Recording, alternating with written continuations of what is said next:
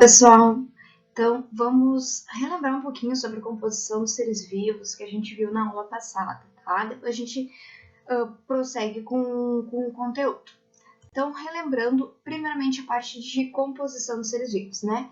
Que a gente comentou. Existem dois tipos de substâncias. As substâncias ditas inorgânicas, que são aquelas sem o carbono na sua composição química, como é o caso da água e dos sais minerais, né, que não tem, então, carbono, por exemplo, a água, né, H2O, não tem carbono na sua composição, e tem também as substâncias orgânicas, que são aquelas que têm carbono, hidrogênio e oxigênio na sua composição, entre outros elementos, certo? Lembra que tem algumas exceções, tipo monóxido de carbono, dióxido de carbono, que tem carbono na constituição e não são orgânicas, mas são exceções. Grande maioria, substâncias com carbono são ditas orgânicas. Na composição dos seres vivos, a gente viu em relação à quantidade de nutrientes que tem. A maior parte dos seres vivos são formados por água. Lembra que de 70%, 80%, 35% dos seres vivos são formados por água. Em segundo lugar, o que a gente mais tem no nosso corpo são proteínas, certo? Depois os lipídios, ou seja, as gorduras, e depois uma quantidade menor do glicídio, que são os carboidratos, os ácidos nucleicos, que são DNA e RNA, e outras substâncias, né, como sais minerais e vitaminas. Em relação a esses elementos que a gente vai estudar, a gente vai classificar então as substâncias, né, de acordo com as suas funções também e a necessidade no corpo. Aquela substância que o nosso corpo demanda de uma quantidade maior, a gente classifica elas como macronutrientes, certo? Porque precisamos em maior quantidade. Já substâncias que a gente precisa em menor quantidade são chamadas de micronutrientes. Então, dentro dos macronutrientes, a gente vai ter a presença das proteínas, dos lipídios e dos carboidratos, e os micronutrientes vão ser as vitaminas e sais minerais, que o nosso corpo demanda, mas em menor quantidade. Em relação às funções gerais dessas substâncias, né? A gente tem como substâncias energéticas aquelas que são fonte de energia, primeiramente carboidratos, em segundo momento os lipídios, as substâncias ditas construtoras, aquelas que ajudam a formar o nosso corpo, são as proteínas, e as reguladoras, que regulam para um funcionamento em equilíbrio, em homeostase, que entram aí as vitaminas e os sais minerais. Em relação à água, relembrando, né, que a água ela tem algumas características bem importantes, né, dentre elas a de ser um solvente universal, tá? Então é importante lembrar que a água ela é a que mais dissolve outras substâncias. Também a gente comentou que a água é muito importante para controle da temperatura da célula, ela não tem uma grande variação térmica, o que é muito bom para os seres vivos. Também a gente precisa da água para reações químicas dentro da nossa célula, como reações enzimáticas que vão precisar de água para ocorrerem, e também para o transporte de substâncias dentro do nosso corpo, seja no sangue, seja para as excretas. E outro detalhe importante lembrar é a quantidade de água de acordo com a idade do indivíduo. Lembra, quanto mais novo é o ser, maior a quantidade de água no seu corpo. Então, um bebê pode ter de 75% a 80% de água no corpo. Com o passar do tempo, já a gente tem um adolescente, então de 10 a 15 anos, vai de 63% a 65% em média. Passando mais o tempo, a gente pega uma pessoa com mais de 60 anos, a quantidade de água já diminui bastante, de 50% ou menos a quantidade de água no corpo. Em relação aos sais minerais, o que é importante a gente relembrar dos sais minerais, então?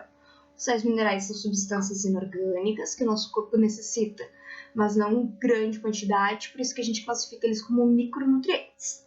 E os sais minerais, a gente comentou um pouquinho, né, que eles têm diferentes funções. O ferro, ele vai atuar na formação da hemoglobina, muito importante no nosso sangue, né, para o carregamento de gases. O cálcio, importante para a formação dos ossos e dos dentes. O iodo, bem importante na questão da tireoide. O fósforo, como formação, né, dos ácidos nucleicos, como DNA e RNA. Também na questão da formação do ATP, né, a molécula energética. Então, dá uma lembradinha dos sais minerais, né, que tem aquela listinha, e dá uma olhada nos principais sais minerais que a gente já viu e a função deles no nosso corpo. A gente também comentou sobre vitaminas. As vitaminas são ditas orgânicas, porque elas têm, né, carbono na sua composição química, e elas também, a gente tem uma demanda pequena, relativamente pequena de vitaminas no nosso corpo. Mas a falta dessas vitaminas pode causar alguns problemas bem sérios, que a gente chama inclusive de avitaminose, que seria a falta de vitamina. Então, tu necessita de vitamina, mas não em grande quantidade. As vitaminas ajudam no controle, na regulação geral do nosso corpo. Dentre algumas vitaminas, é importante a gente classificar que elas podem ser solúveis em lipídios, sendo chamadas de lipossolúveis, que é o esquema, né, do LADEC, L de lipídio, vitamina A, D, E e K, ou o KD, né, que é a mesma coisa sem o L de lipossolúvel. E as hidrossolúveis são aquelas que são solúveis em água, que são as vitaminas do complexo B, então B1, B2, B3, B6, B12, tá? Todas as vitaminas B e a vitamina C também. Então, relembrando um pouquinho o que a gente falou, tá? Vitamina A. Falou em vitamina A, tem que lembrar de olhos. Por quê? Porque a falta dessa vitamina está ligada com problemas oculares, como a chamada cegueira noturna, tá? Ressecamento dos olhos. A vitamina B1 é importante lembrar do beriberi, tá? Que está associado com o sistema nervoso e motor. A pessoa começa a ter dificuldade nessa questão mais motora. A vitamina B3, chamada também de PP ou niacina, ela está ligada com a pelagra. O que é isso? Problemas na pele. Lembra P de pelagra, P de pele. A vitamina C, e é importante lembrar, né, também chamada de ácido ascórbico, ela está ligada com o escorbuto. O que é o escorbuto? Lembra que é o sangramento dos epitélios, como a da gengiva, do nariz. Era muito comum nos navegantes, em que não conseguiam, né, carregar frutas por muito tempo, as frutas envelheciam, né, porque não era consumido, e faltava vitamina C, por isso que eles tinham esses sangramentos. Também é importante lembrar que a vitamina C ajuda na composição da nossa imunidade. Vitamina D. Lembra que a vitamina D tem que lembrar do sol. Por quê? Porque o sol ajuda na síntese da vitamina D, na fixação da vitamina D no nosso corpo. A gente ingere ela pelos alimentos, mas a sua fixação, a sua metabolização ocorre por reações químicas na pele pela presença do sol. A falta dessa vitamina, ela causa ossos fracos, tá? Nas crianças são chamadas de raquitismo, crianças raquíticas. A vitamina E de esterilidade, tá? Ela causa, entre outros problemas, a esterilidade. Isso é comprovado já em ratos, tá? Em humanos ainda não tem esse estudo comprovado. A vitamina K está ligada com a coagulação do sangue, ou seja, quando tu te corta, o normal é que crie aquela casquinha que coagule. E a vitamina K que ajuda a formar essa rede que faz a coagulação. E por fim, a vitamina B9, também chamada de ácido fólico, bem importante para as grávidas, porque é uma vitamina, além de ter relação com a anemia, que quase todas as vitaminas do complexo B têm ligação com a anemia, a falta delas, ela também é importante no desenvolvimento do sistema nervoso. Por isso que é tão importante para grávidas, né, onde tem o desenvolvimento do tubo neural do feto. E para a gente fechar essa revisão, eu quis trazer para vocês a questão do coronavírus, né, que está bem falado. Muito tem se falado, inclusive, em questão de fakes, né? Trouxe 3 fakes para vocês em relação à alimentação e o coronavírus, certo? Então, aqui 3 notícias que saíram. Como comer alho evita o contágio pelo coronavírus. Consumo de fontes naturais de vitamina C cura o Covid-19. E beber água potável a cada 15 minutos espelha o novo coronavírus. Então, essas 3, entre várias outras, pessoal, são fakes em relação à alimentação, certo? Nada de alimentação serve para expelir, para eliminar o vírus.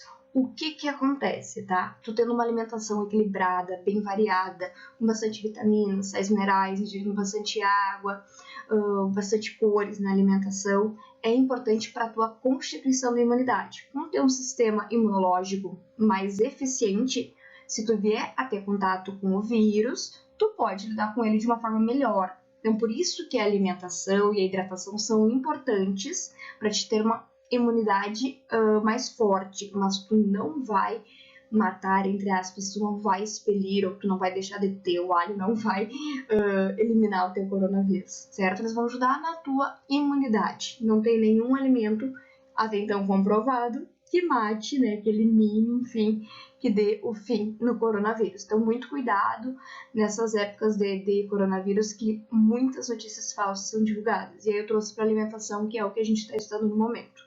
Sempre cuidar das fontes. E uma outra notícia para a gente fechar é justamente sobre coronavírus. Saiba que alimentos fortalecem a imunidade. Então, ali na chamada já da notícia, ela traz: a alimentação não evita o contágio, ou seja, não tem nenhum alimento comprovado que vai evitar o contágio, mas o sistema imunológico reforçado pode ter armas para combater a doença. Atletas precisam redobrar os cuidados. Então, a questão de um sistema imune melhor, mais eficiente, mais forte, por isso a importância da alimentação bem variada, bem colorida, bem equilibrada, vai ajudar caso a pessoa tenha contato com esse vírus, certo? Então, com isso a gente fecha a nossa revisão dos conceitos iniciais que a gente viu na nossa primeira aula.